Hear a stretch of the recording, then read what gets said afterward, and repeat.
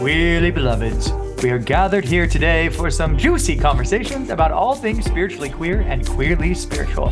I'm Sylvia Will Gather Rainbow, a spiritual life coach, retreat host with the most, and a drag queen, and I'll be chatting with the most amazing folks, or simply sharing some wisdom on my own. If you like what I'm serving, please remember to subscribe so we can keep hanging out.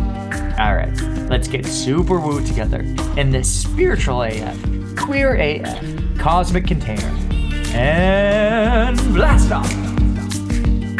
Hello, friends, and welcome to another episode of Queerly Beloved. In this one, I interview Alyson Charles, a woman I really admire, whose podcast, Ceremony Circle, is one of the podcasts that inspired this one.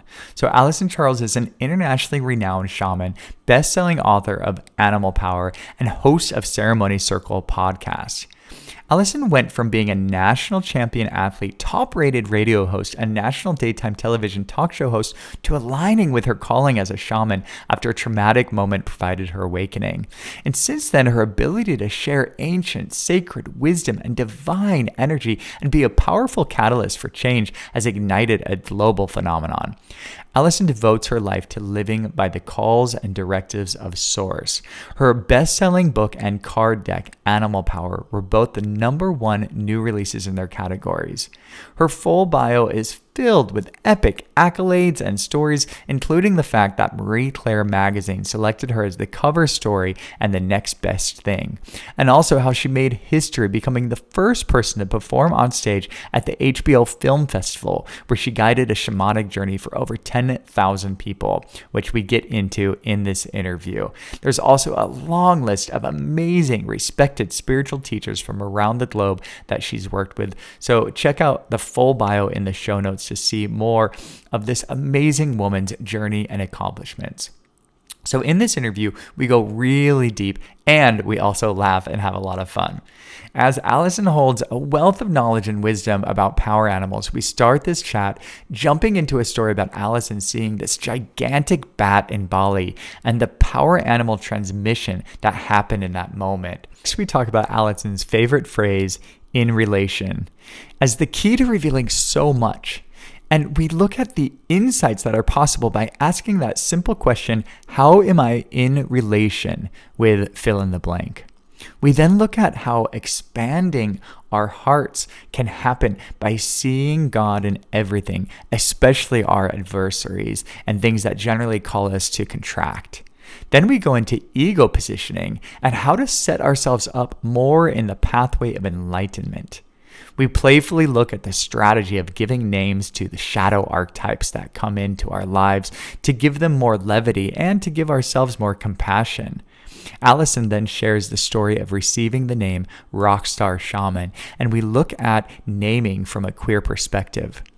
I share about how her book, Animal Power, drastically changed the life of one of my family members, and she shares how power animals have supported her journey as an example of how you can work with power animals. All of these topics and many, many more in this really dense and really fun interview I'm so excited for you to enjoy. Well, hello, Alyson Charles Storey. Welcome to Queerly Beloved. Well, hello there. What a title for a for a podcast. I love it. Queerly Beloved. And thank you for using my full new name, Alyson Charles Storey. I always love to add in that married piece on the end. It feels really nice to hear other people say it. And I also am learning when people I forget where Luke and I were. Gosh darn it, I wish I could remember because it was recently. But someone was like, hello, Mrs. Story. Your husband, da da da da da. And it's nice to hear other people say it sometimes. So thank you. Yeah, absolutely. And I'm excited to chat more about names and naming. So it's appropriate that we're already going there. And before we jump into it, I would love to ask you this question that I ask at the start of all my interviews, which is, who are you in this moment? But tell me by describing the perfect drag avatar that embodies that. And when I say drag avatar, it doesn't have to be like a big drag queen. It could be an animal. It could be a plant, anything. Wow, this is you. This is definitely creative. And I love when I'm led into questions that I've never been asked before. So Hmm. it's such a beautiful opening of my spirit, of my mind. So yeah, I'm just closing my eyes and tuning in. I'm always just completely transparent in all my interviews. So I'll show the first thing that came in, but I can tell there's more. And I also want to preface before I say the first vision I got that I am completely my own being, completely my own person. I'm incredibly sovereign and healthily integrated and embodied. And yet the first vision that came in was Jesus. And so I'm gonna go with that because he's been my main guide this lifetime. And we go in waves in terms of how often we're talking and how often I'm in direct, communication and presence with Jesus. And lately it's been a lot of touch points with him. So he was the first thing that I saw. But I can tell there's a couple more pieces because I have been evolving on such a monumental, deep level, especially over the last 3 months. Yeah, so much enlightenment energy. And so I really want to speak from that fresh, shifted place. So I'm a very like reborn, newborn baby. So let me close my eyes again and see these characteristics of this vision. One moment. Hmm. I just saw this other cool vision of like when I walk out on stage, it's not that I'm carrying in my hand like smudging and smoke. It's literally that like this sacred smoke is like just emitting from my back, from my wings. Um, there's also this emanation of medicinal smoke wafting in. And then I think there's one other piece that feels like earthy, grassy, some sort of, and again, a nature element. Let me see what's coming in here.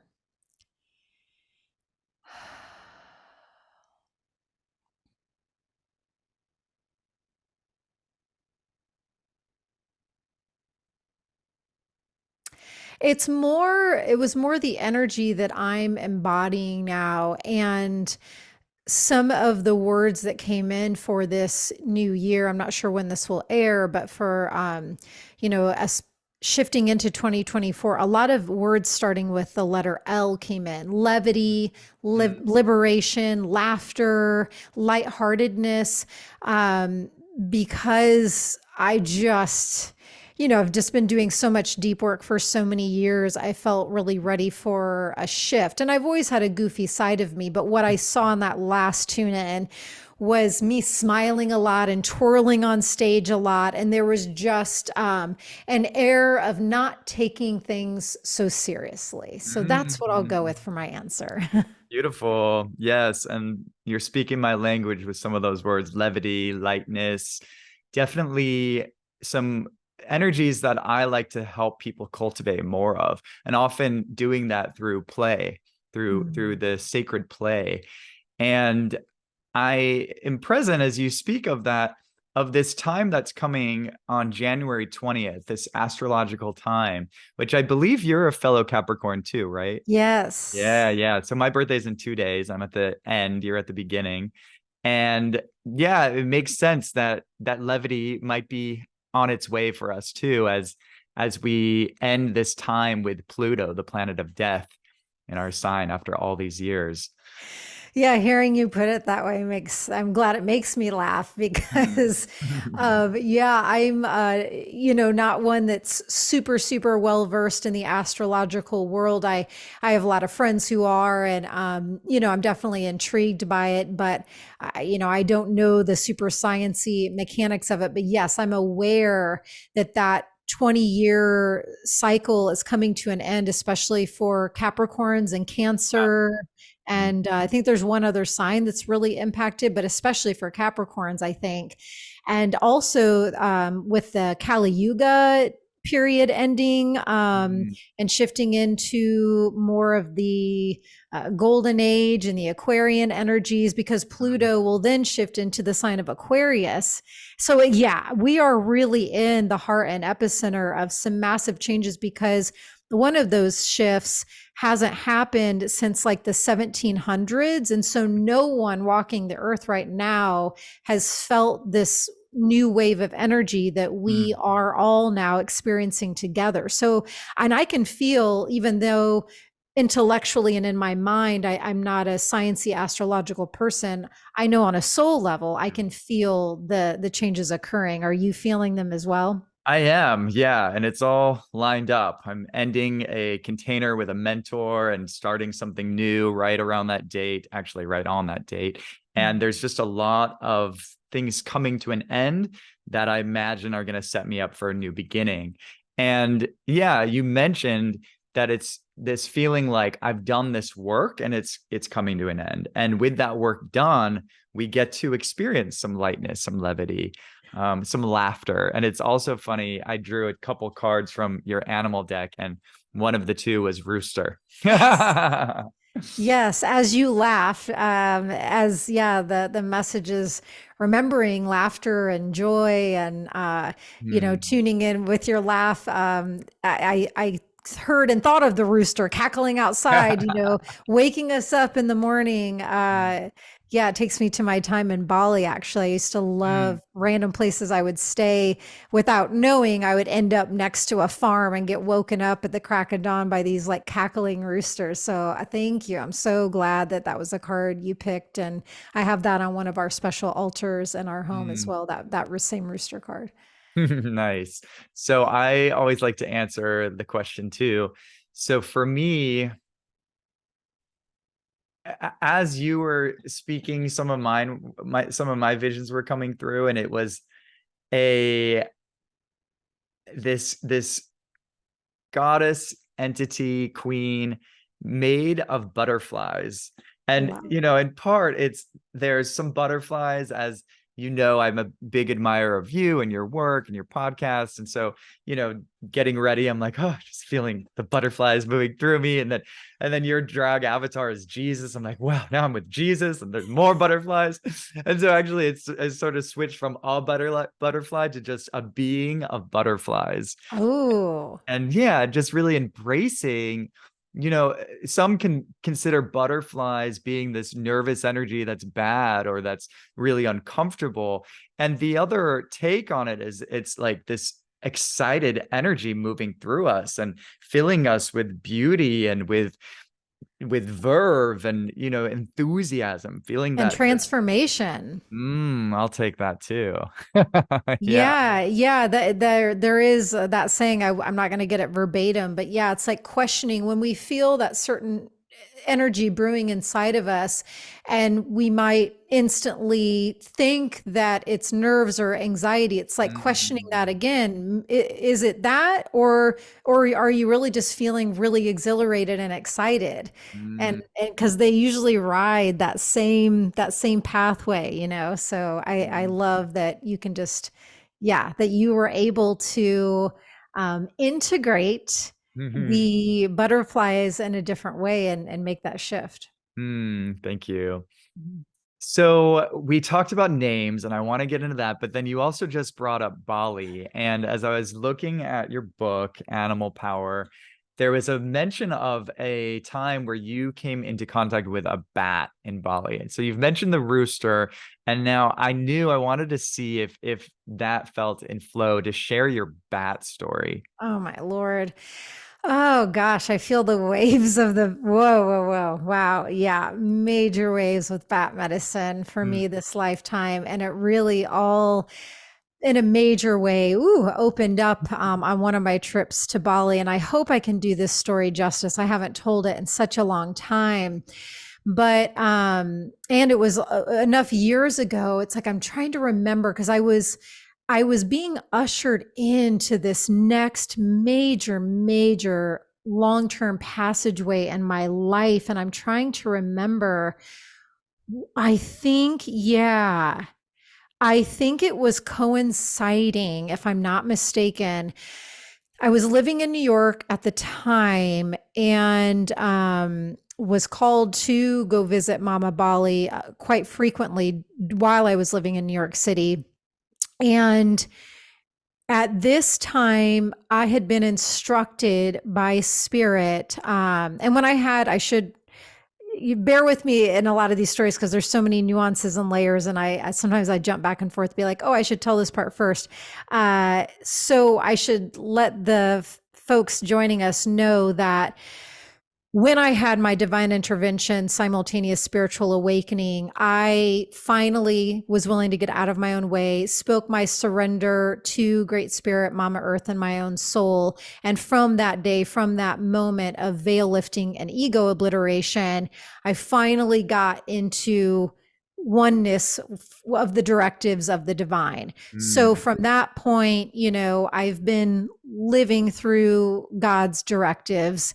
And so at fast forward to this point of this of my life that I'm telling you now, I had, you know, been on the shamanic path for quite some time and was really out with it in New York City, and had been doing a lot of major collaborations with like many of the biggest brands in the world, and was spoken to by God, Great Spirit, and told that I needed to cease all events, all talks, all public outward offerings. I needed to instantly stop them.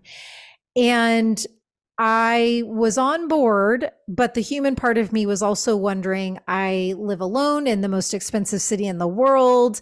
I don't come from a family, of money. I'm not a trust fund kid. I was finding my way by myself. And so I'm thinking, okay, God, you know that I'm with you. And I need to ask of you then if I'm going to stop everything that I'm doing that provides me the ability to pay bills and live in New York City, help me figure out then how I'm going to live. So, anyways, I'll leave out a lot of the additional details, but I had already had this trip to Bali planned.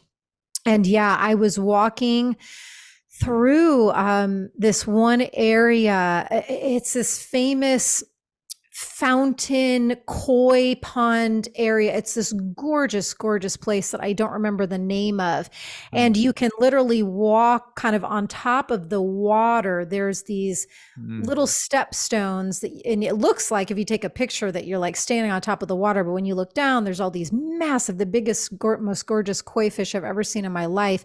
And mm, after communing in that water and with those fish, I stepped down and I looked over, and to my left, oh my goodness. Oh my goodness. I didn't even know bats could get this big. I mean, had that bat been placed next to me, and especially if it had fully opened up its wings, I think it would have been as tall as me. I mean, I did not know that like human wow. size bats were possible, but I saw a man who had this bat, and he Mm, had one of its legs like on mm, a shackle, and mm, this bat and I made eye contact, and there was a medicine, a power animal transmission mm, that bat sent directly into me and directly into my soul and directly into my heart. And I had, similarly to my initial spiritual awakening day, when there's just these major aspects of you that just get obliterated and blasted open, mm, that bat provided that type of transmission to me. And mm, I had a major opening of my heart. And one of my friends that was with me, I was just standing by myself, just like, whoa, just erupting into mm, crying. And she came over to me and she's like, friend, what's wrong? And I'm like, the bat. And I was like blubbering and slobbering and crying. And I was pointing to this bat. And I mm, was still like in the field with the bat. Like there was still this whole thing happening mm, between us. And so long story short, that transmission and that medicine that the bat bestowed upon me ended up opening me into this major bat cave initiatory Mm. period that would last like more than 2 years. Wow. And yeah, I'll wrap the story up by saying, like, I mean, during that time, I was doing the darkest, hardest, most tumultuous work of my life. I mean, like Mm. shadow piece after shadow journey after shadow journey. I mean, just relentless, just getting in there, going down, going into the darkness, deeper into the darkness. Just when you think you can't pierce further into the darkness, there was another layer to go. And this would just went on for more than 2 years. And I would like, during different card readings or like conversations with friends, when they wouldn't know that I was working directly with bat like this, like bat would come up or I'd pull the bat card. I'd be like, no, I'm so exhausted. I'm so exhausted of bat work, so tired. Mm. But the bat kept showing up. And so I just had to keep plodding along, So anyways, yeah, I know that's a bit of a heavy story, but bat, I also should say, that it's not, no animal, no power animal is meant to be feared. Yes, bat took me to the scariest, darkest, deepest places of my life, but it did it with such love. I Mhm. knew that I was taken care of, and I knew the whole way, every time I was taken into these different journeys, I knew I was thrust into the place from love every time. Mm. And so I think, yeah, that's just a last important note to say, because people that are newer to communing with power animals, sometimes I get asked, like, why do you have leech in the book? Or tell me Mhm. how is spider a power animal? And they Mhm. all bring us to the exact places that our soul and evolution is ready for. It just Mm. doesn't always equate to the fun that you and I are ready Mhm. to experience more of now. So Absolutely. thank you, Bat, because had Bat not Yeah. taken me there relentlessly for more than 2 years, I wouldn't be who I am today.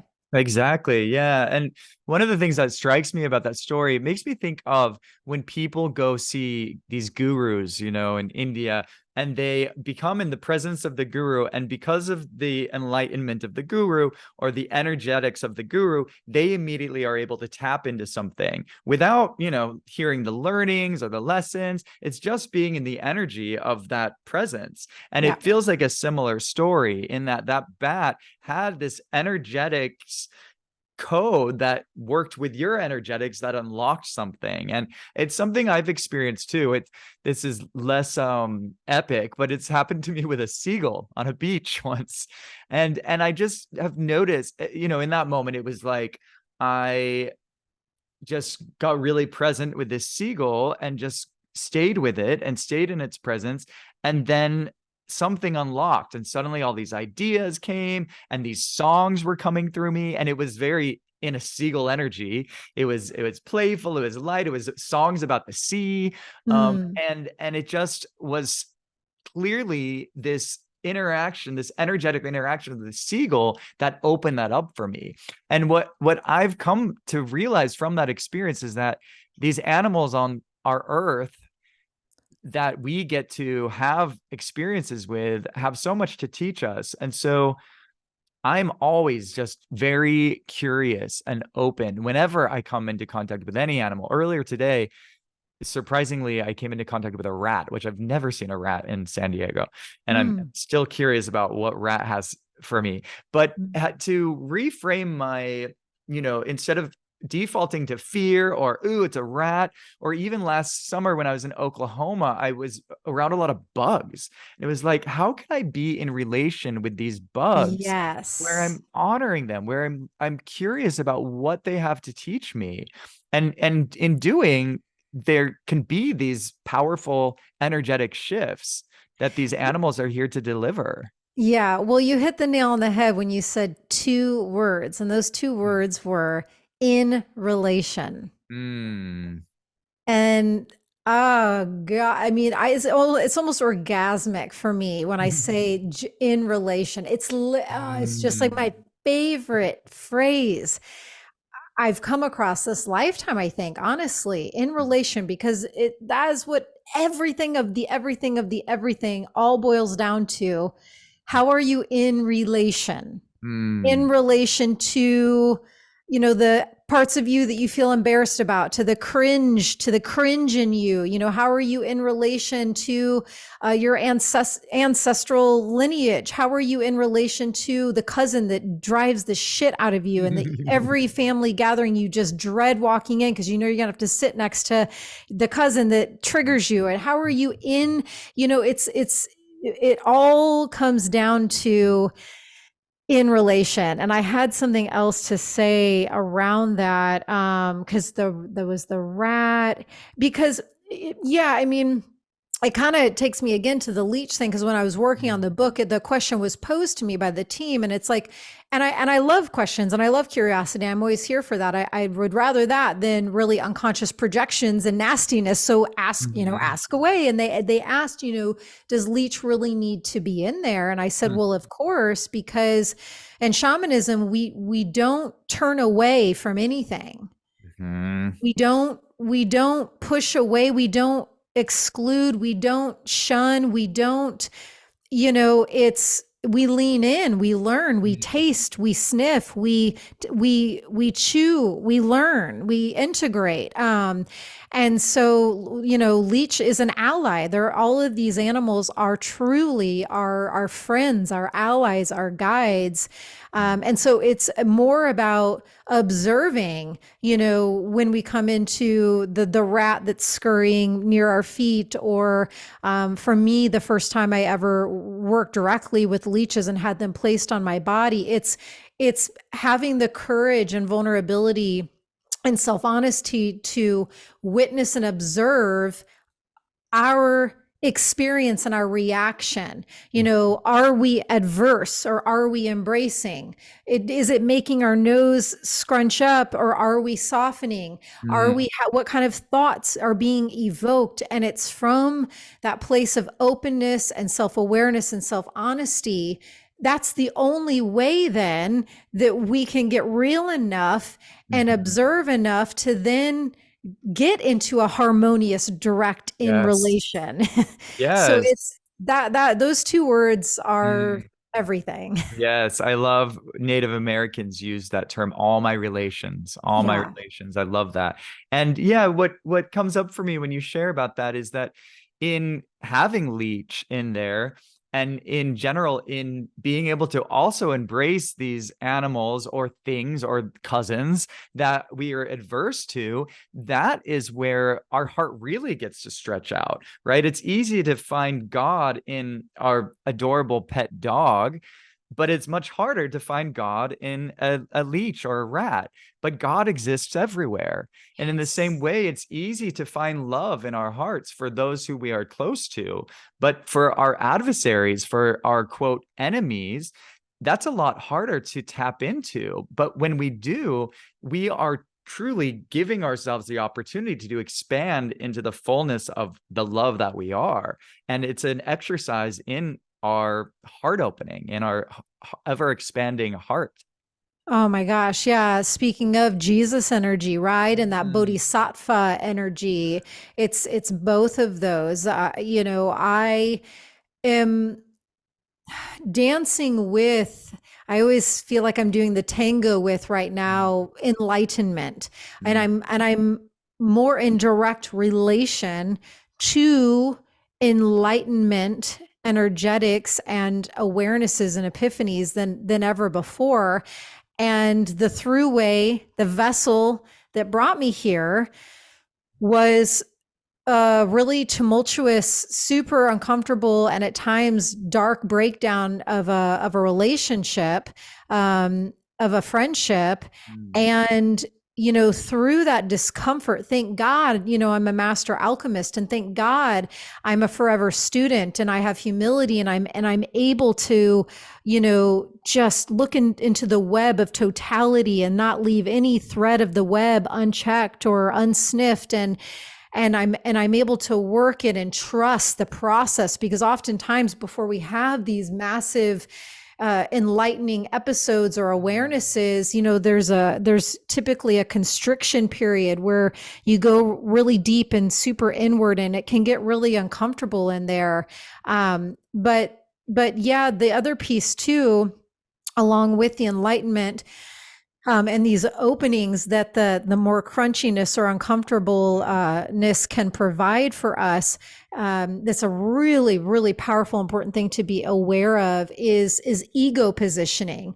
And I don't label the ego bad or good. It's just we all have it, right? We're all equal parts egoic and human and multidimensional, masterful, soulful spirits, and yet when we are in the presence of people that we deem annoying or whatever, or more difficult, if we are brave enough to watch our mind and watch our ego dynamics, the ego always wants to position itself, and it wants to know where it fits in, and it likes to label things like, as less than or better than or good or bad or right or wrong. And it's that judgment texture that comes in.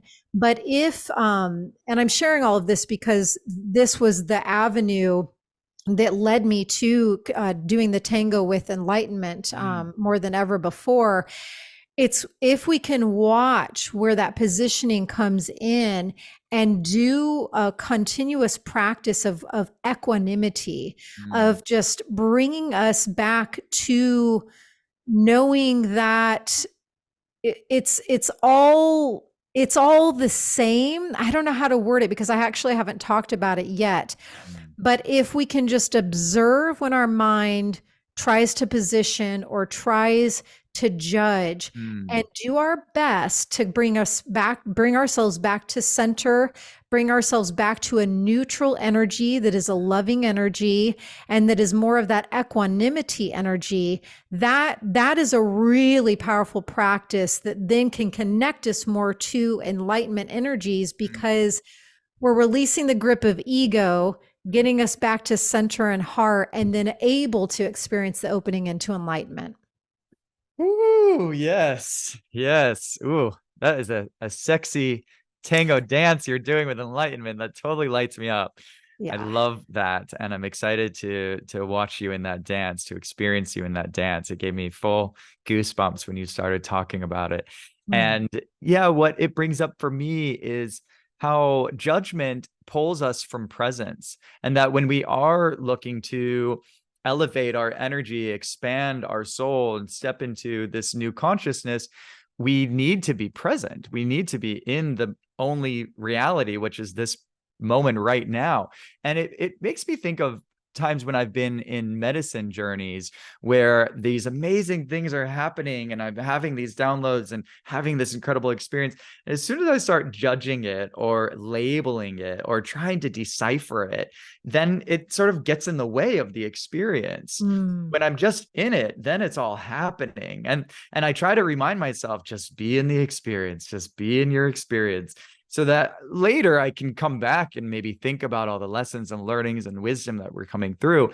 But it's just something that I find both in medicine spaces, but in real life, that as soon as I start labeling, judging, creating a story, making assumptions, doing those ego games that are designed to help us survive and be safe, that's when I get pulled out of the present moment. And that's when I start cheating myself of the full expression of that experience.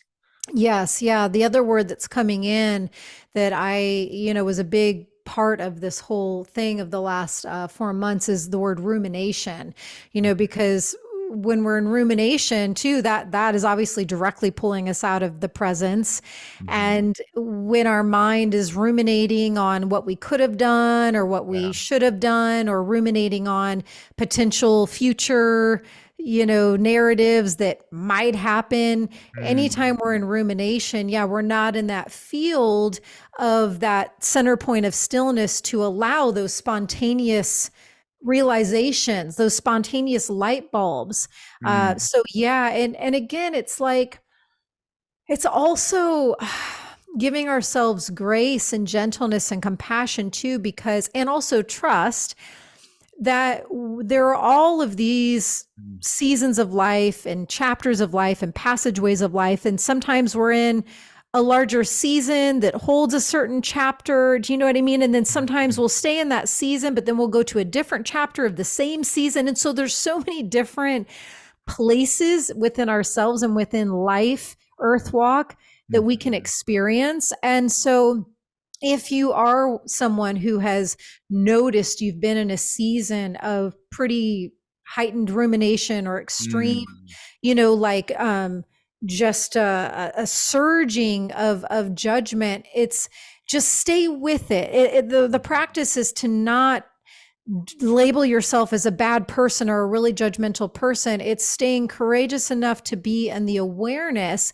mhm, And then, with gentleness, bringing yourself back as often as possible to your breath, to your heart center, to that present place. And sometimes during a day, you might have to be in that movement 200 times, and that day might have mhm. felt more exhaustive, but just know it's in the grand scheme of things, it's happening for a reason. And Yes. maybe tomorrow you might only have to do the rumination back to present moment thing 10 times instead of Mhm, 200. So it's trusting the ebbs and flows and chapters of life. It's remaining self aware while also holding gentleness and compassion. mhm. Yeah, and I'll add to that gentleness, compassion, and seeing if you can also gift yourself some levity. Like sometimes it's like, oh wow, I'm doing that thing again. Look at me ruminating Ruby or Yeah. whatever. Well, I was literally just going to say, Nate, giving a name to your shadow archetypes is Mm, so helpful. mm. Boris is my current one. Okay. Tell They me just about Boris. naturally emanate for me. I mean, Boris, he's the ruminator. Mm, Boris is the one, I was trying last week actually to remember this other archetype name that I had back when I lived in New York City. They've, for me, all been male names for some reason. mm, And they've all just like shown up. I didn't like Boris. I was like, oh, this one's Boris. Yeah, yeah, but it is helpful, to just get to know. And again, mm, in healthy relation to these aspects of ourselves that we don't mm. deem the most favorable, and they lessen their charge, they lessen how scary they Yes. are. And you can also I ask Boris, and I've asked my other ones in the past, like, on a day where you want a day off, like, where's your fave place? Like, where does Yes. Boris want to go? Mm. And, sometimes Boris likes to sip a virgin pina colada on the beach. And so some days if Boris is really flared, I'm like, all right, dude, let's have a chat.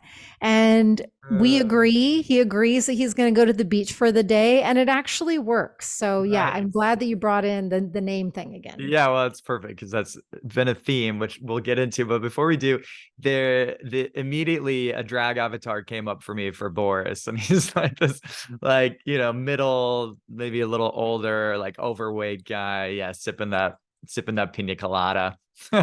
Yeah, he has Favorite. he has some rough edges to him. Yeah. Okay, yeah. But it's because he was a wounded boy. Sure. Yeah. Yeah, exactly. And we can have love and compassion for Boris too. Yeah, yeah, Yeah. he's learning. Yeah, exactly. So yeah, let's segue that into this name game.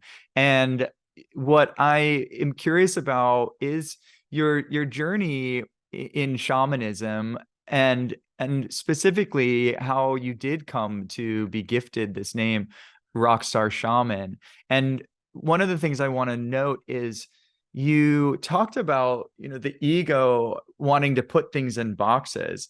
And there is something really powerful in what you write in Animal Power around shamanism being the opposite of that. Shamanism really embracing all that is. And yeah, I'd love for you to bring that into as you tell your story, if it flows. Yeah, yeah, yeah. The name, wow. I mean, I would have never have guessed, like, when when my life changed in that one day. I had my awakening living in Brooklyn. I mean, I probably wouldn't have been able to guess any of what would ensue after that. But The name piece specifically has been one of the more intriguing through lines because it wasn't too long. I'm not great with earthly time, so I can't tell you exactly how long, but I had already seen the truth of who I really am and my real mission here, because after that initial awakening day, I had, my gifts came online, spirit spoke to me, my clairaudient gift turned on. And then in the months that ensued, my, clairvoyant, I was shown all these visions of the truth of me, and so many things were happening. Right. And so things started to unlock and get on board and get on the grid very rapidly for me after that day. And, yeah, I was in the throes of like this old me and this old paradigm, an old world of me crumbling and dissolving, while simultaneously like the truth of me, and the soul aspect in unification and mission of me opening and illuminating and blossoming. And so, it was a very catalytic threshold that I was in. And I was sitting in a place, I don't know if it still exists. It's called Peace Food Cafe in Manhattan, with three of my dear sisters at the time, and was crying with them and just had my eyes closed and just explaining this place that I was in. And while I had my eyes closed and I was explaining these visions that I was being given of what my path was to be and look like, in the explanation of this vision, I felt a hand go on my left forearm, wrist area. And it was a dear sister sitting to my left who said, "That's it." And I'm like, and crying and in shamanic vision world in the middle of a restaurant. And I was still had my eyes closed. I was like, "What do you mean?" She's like, "What do you mean that's it?" And she's like, "That's it." Because somehow in the vision I explained, the rock star part of it. And she's like, that's the medicine name, rock star shaman. And I was just like, oh my gosh. And I was not fully processing in the restaurant, and I'll whittle the story down, but I was aware of the boldness of that. That was never lost on me. And I went home and I sat with that, because I've always been a checker of myself, a checker of my own cringe, a checker of my own ego. I've always maintained a lot of integrity. And I sat alone just with myself with that medicine name. And then I decided to phone a friend, someone who I trusted, who really knew me on a deep level, to get their outside perspective. I wanted to go inward first with it. Then I did an outward human check. And then I did a shamanic journey Jesus check. So I really wanted to cover all bases. I was certainly not trying to step out with my truth and have it be fueled from an egoic place, right? Or be fueled from, just an impure place. Yeah. And when I went on that shamanic journey, and I should also note that I know Jesus as ascended master Jesus. I'm not someone who grew up in the churches. So I know some people really struggle when they grow up, learning him in a certain way. I don't have that experience. So I know him as ascended master Jesus. And when I called him forth specifically with the intention of discussing this medicine name, Jesus was so emphatic, and he said, "This is why you are here," And so that was kind of the last kind of stamp permission slip that I needed to know that I could carry this medicine name from the right place and with the right energetics. And it's been such a journey, and I've questioned, do I continue with that name countless times at this point. I've been on this journey for so long. Mhm. I still do regular check-ins. Has that medicine that name carries and transmits, has it done its job? And that was another thing along the way, where it reemphasized that I know I'm not carrying it from an egoic place, because I could care less if I'm Mhm. calling myself that or not. In fact, if I had to say, overall, it's probably been a bigger burden to carry than Mhm. anything, because it's very activating Mhm. and it can be very triggering to people, because I'm not hiding who I am. I'm not hiding my power. I'm not hiding my worth. I'm not hiding my sovereignty. With that name, you get a very clear, quick understanding that I know my worth and my divinity and my power. And someone who has not met those places within themselves can really hate that name, Yeah. or, in a sense, quote unquote, hate me. Mhm. So, anyways, it's brought a lot with it. And it taught me a lot about just, knowing that I'm a medicine woman and that my medicine doesn't taste great to everyone. Mhm. Um, so yeah, it's and also, it also means the way my shamanic path works. I work directly with rock, earth mother, and Mhm. directly up to the center point of consciousness, star, great spirit. So Mhm.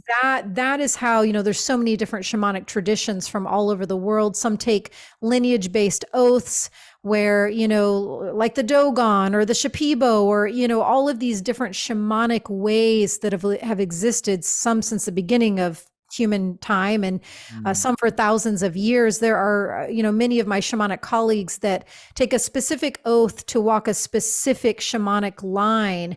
Mhm. And for me, while I've certainly learned and sat with countless traditions from all over the globe, I work in that vertical line of directly into Mother Earth, directly up through the center point of me and my soul, and right into the center point of working with great spirits. So the name Rockstar Shaman really encompasses the way my path works as well. Beautiful. Yeah, thank you for sharing all that backstory. And I hinted before we hit record that I've got some queer takes on it. So I want to share a little bit about that. So first Yeah, of I'm all, curious. this idea of having names that are not our birth names is already a queer idea in some ways, because as queer folks are defining themselves not based on what society has assumed our lives would look like. And Right. so it's a very queer act to be claiming a name. And you can see this in queer culture with like drag names, for example, or I don't know if you've heard of the radical fairy community, but radical fairy names is a thing. I'm going to Google it as soon as we're done. Radical fairies are, yeah, a fabulous thing to know Or about. like the mermaids of the world. Sure. Yeah, they Yeah. all get their Their little merman mermaid and, names. yeah, Yeah. mermaid names. And I really think of it as when we think of a name, for me, it's almost like a piece of drag. It's almost like something that I put on that calls me into a different way of being, Hmm. And so I love that Rockstar was this medicine. And not only, and this is actually a curiosity of mine, is that it's not just that it was rock, Mother Earth, and star cosmos, but also it holds the energy of Rockstar, like a rock and roll star. Whether or not that's your intention, that's how some folks will receive it. And I feel like there's something really radical about that and really aligned with what you are doing in claiming your power as a shaman, claiming your power as a shaman as a white woman, which is different than how a lot of people perceive shamans should look, right? And being able to say, I am a shaman. I hold this power reverently. It is who I am, and I'm going to own it like the rock star that I am. I'm wondering if any of that resonates. Yeah, it does. And also, I with those initial visions, that also, along with the name, made me think, you've got to be kidding me. Are you serious? Yeah. Because me slobber crying in Peace Food Cafe and the visions I was shown, there was quite a gap. That, it felt like I had to bridge a large gap to get to where God was showing me that He wanted me to be. And uh, the other piece is And again, this wasn't something that I quote unquote worked really hard to make happen. It was the organic path and opening that occurred when I had my awakening.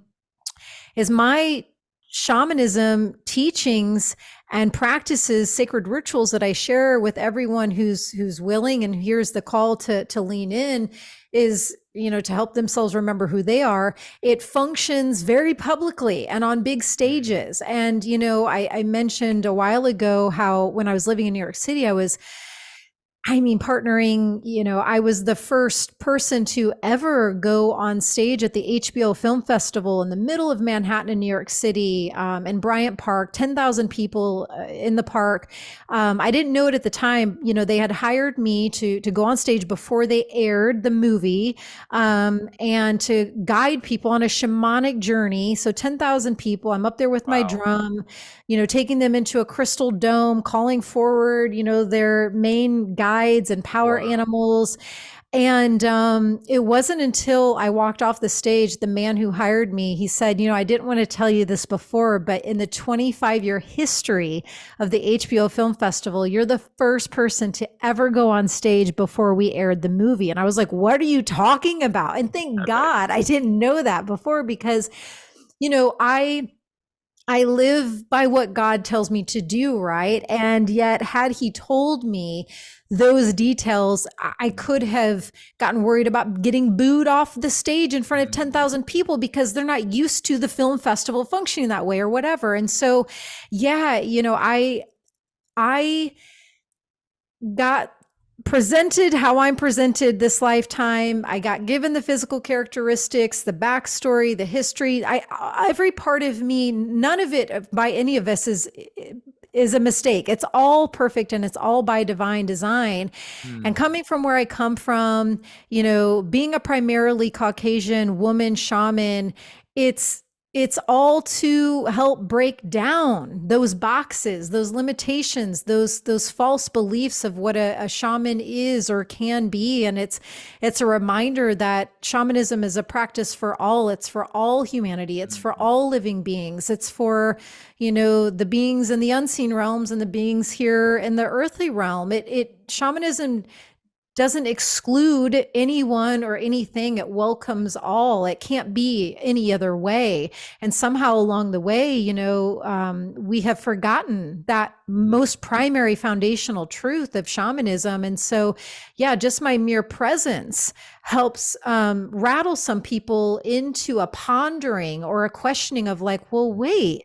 And it helps to break down and shatter some preconceived notions. And so, it's been quite a wild ride. It's rocking and rolling. Yeah. And what you just described is very much a queer act too, to break down those barriers, to break down the ideas of how people should be or shouldn't be, how men should be, how women should be, really just being able to crack open the walls and allow for all that is, right? For me, queerness is about embracing all that is. All the ways that we want to express ourselves as this spirituality is embracing all that is. But it is, there is something, for me, there's something playful about the fact that it is rock mother, earth mother, and star cosmos, but also rock star, this powerful, iconic kind of energy. And then also the human piece too, right? It's like it's because I value and treasure the human little alley from a town in Indiana that had one stoplight, or family owned farmland. I've been lost in cornfields before, it's like I treasure human alley just as much as I treasure and revere the exalted high priestess medicine woman alley, Yeah, and there's a certain reverence and irreverence